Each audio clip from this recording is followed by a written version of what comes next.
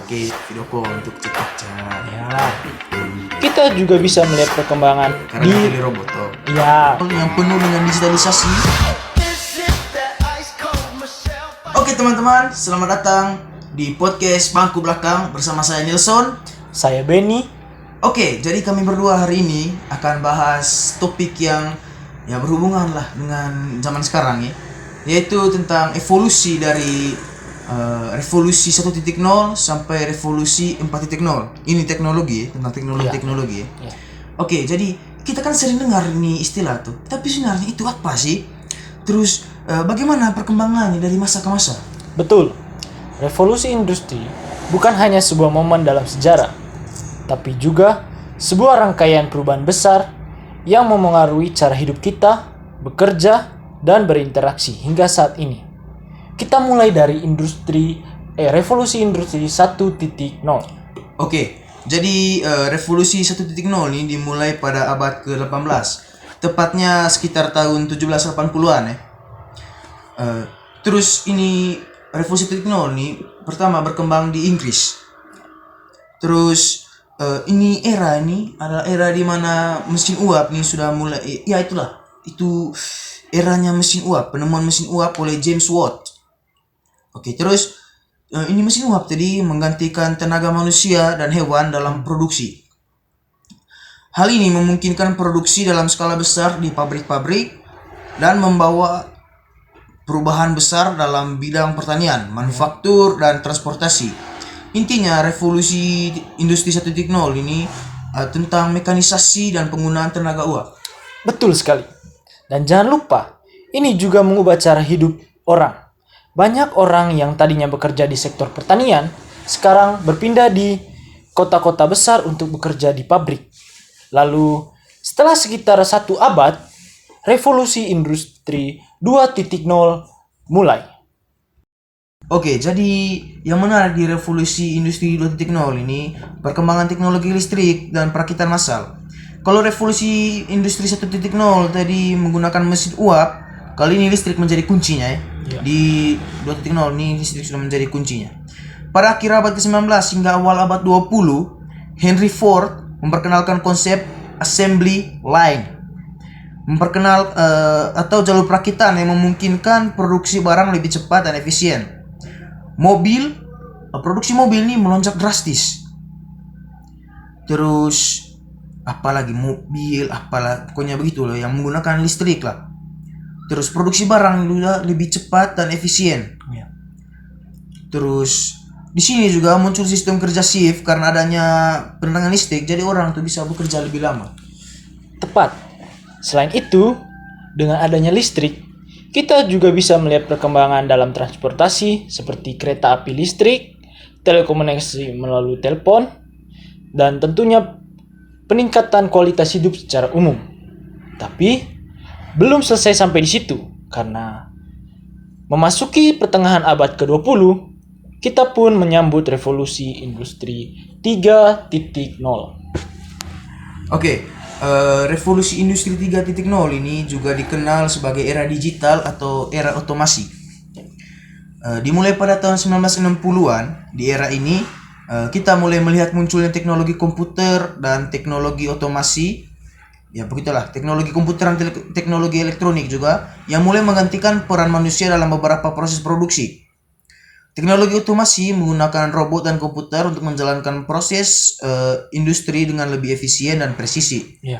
Dengan kata lain, evolusi 3.0 adalah tentang bagaimana teknologi digital seperti komputer, internet, dan mikroprosesor mulai berperan besar. Dan efek ini besar sekali. Bukan hanya di pabrik, tapi hampir semua aspek kehidupan kita. Internet mulai menghubungkan dunia, bisnis juga jadi lebih cepat, dan tentu saja cara kita komunikasi juga berubah total. Dari yang tadinya surat menyurat, sekarang menjadi email, video call, dan seterusnya. Tapi revolusi belum berhenti di sini, karena sekarang kita berada di revolusi 4.0. Oke, jadi ini yang paling baru ya. Revolusi 4.0 ini yang paling baru. Ya.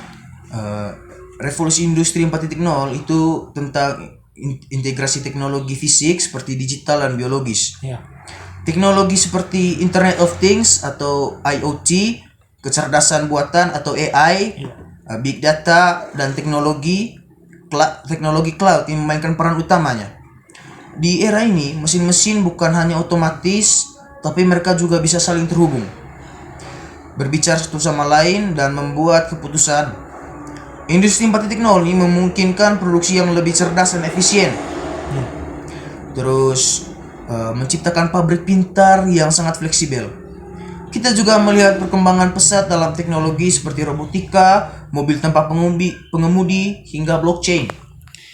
Ya, dan jangan lupa, salah satu ciri khas dari industri 4.0 adalah customization. Dengan teknologi, Customization. ya begitu. Maksud saya begitu. Dengan teknologi seperti ini, terdapat printer 3D. Kita bisa membuat produksi yang sesuai dengan kebutuhan kita masing-masing dengan biaya yang relatif murah lah. Selain itu, Printer 3D mahal. murah itu termasuk terjangkau bagi kaum individu yang membutuhkan.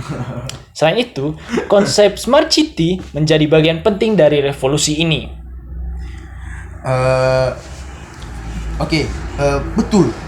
Jadi revolusi 1.0 yang fokus pada mekanisasi dengan mesin uap, ke 2.0 yang menggunakan listrik dan produk massal, 3.0 yang otomisasi dan digitalisasi, hingga 4.0 yang penuh dengan digitalisasi dan konektivitas dan kecerdasan buatan. Kita melihat bagaimana dunia kita terus berkembang dan berubah secara radikal ya. Terus tantangannya tentu bagaimana kita beradaptasi dengan perubahan ini. Itu tantangannya, bagaimana kita beradaptasi ya. Oke. Perubahan teknologi membawa peluang dan tantangan. Banyak sekali lapangan pekerjaan baru yang tercipta. Tapi ada juga yang hilang karena otomatisasi. Dan Otomisasi karena telerobot. ya gitu. Di